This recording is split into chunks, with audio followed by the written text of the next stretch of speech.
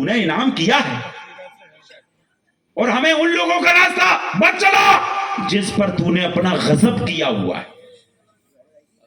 اور گمراہ جو لوگ ہیں ہمیں ان لوگوں کے راستے پر مت چلا, بھٹکے ہوئوں کے راستے پر, غضب کیے ہوئے لوگوں کے راستے پر تو ہمیں مت چلا. ہمیں ایسے لوگوں پر چلنے کی توفیق عطا فرما جن پر تو نے اپنا انعام و کرام سے ان کو نوازا. بات آپ کے کچھ آئی سمجھ میں, بھیجے میں؟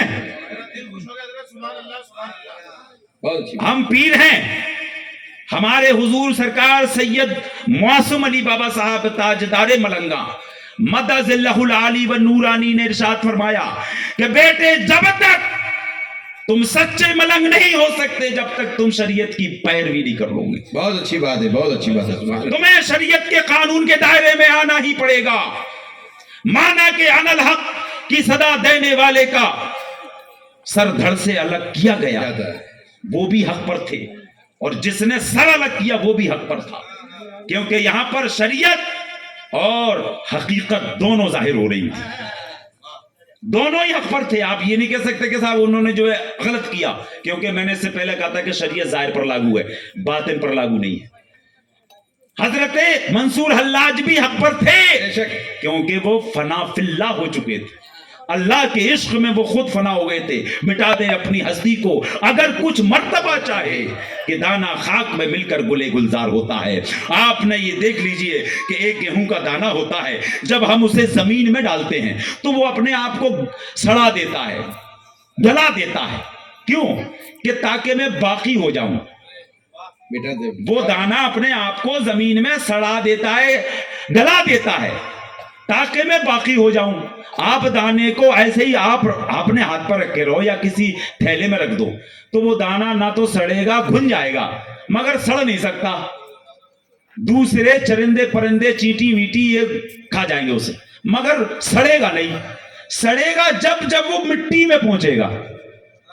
اسی کو فنا ہونا کہتے ہیں. فنا ہونا اس کو نہیں کہتے, اسی کو فنا. تو اپنی ہستی کو تو اس میں آ کر کے بٹا دے. اسی طرح سے جو سچا فقیر ہوتا ہے وہ شریعت طریقت دونوں میں اپنی ہستی کو اللہ کے عشق میں بٹا دیتا, تب اللہ تعالیٰ اس کو فنا فی اللہ میں لا کر کے اس کو بقا باللہ بناتا ہے. تب کہتا ہے وہ انا الحق, میں خدا ہوں. تب وہ انسان عشق میں ڈوب جاتا ہے, ہوش میں ہوتا نہیں ہے. حضرت بایزید بوستامی عرف تیمور شامی رضی اللہ تعالیٰ عنہ نے ارشاد فرمایا کہ سبحانی معاذم و شانی, میں پاک ہوں, میری شان اعلیٰ ہے. علماء اعظام, محقق, محدثین سب آپ کی محفل میں بیٹھے ہوئے تھے. جب آپ ہوش میں آئے, حالت استغراق سے, حالت وجد سے جب آپ ہوش میں آئے تو لوگوں نے کہا, علماء نے کہا کہ حضور آپ کے منہ سے ایسے ایسے شرکیہ الفاظ نکلے. تو آپ نے کہا کہ تم لوگوں نے شریعت کی پیروی کیوں نہیں کی, میرے سر کو دھڑ سے الگ کیوں نہیں کیا؟ بولے کہ حضور اگر اب آپ کی اجازت, ہم کو مرحمت ہو چکی ہے, اب آپ نے ہم کو اجازت دے دی ہے. علماء اکرام وہ ان کو تو اپنا ظاہری جو قانون ہے اس کو فالو تو کرنا ہی ہے. تلوار لے کے بیٹھ گئے, دھار لگا کر کے کہ اب جب کہیں تب ہم ان کا دھڑ سر سے, وہ ہم ان کے سر کو ان کے دھڑ سے الگ کر دیں. اتفاق سے کچھ روز کے بعد آپ کے اوپر وہی حالت پھر طاری ہو گئی. حالت وجد میں حضرت سرکار بایزید بوستامی عرف تیمور شامی سلطان الاولیاء رضی اللہ تعالیٰ عنہ کے منہ سے نکلا سبحانی ما اعظم و شانی. کیا بات ہے, واہ واہ.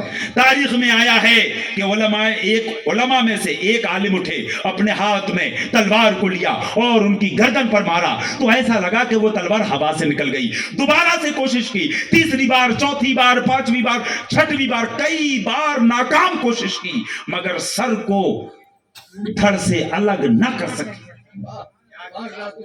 پریشان ہو گئے, یہ کیا بات ہے, گردن کی آر سے پار ہماری تلوار جا تو رہی ہے مگر خون نہیں نکل رہا, یہ سر دھڑ سے الگ نہیں ہو رہا. تھک ہار کر کے بیٹھ گئے.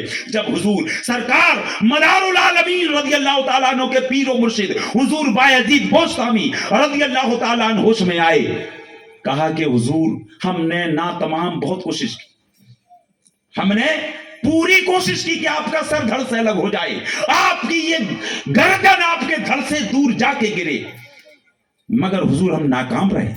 بولے کہ کیوں؟ میں نے تو تمہیں اجازت دے دی تھی نا کہ تم شریعت کی پیروی کرنا.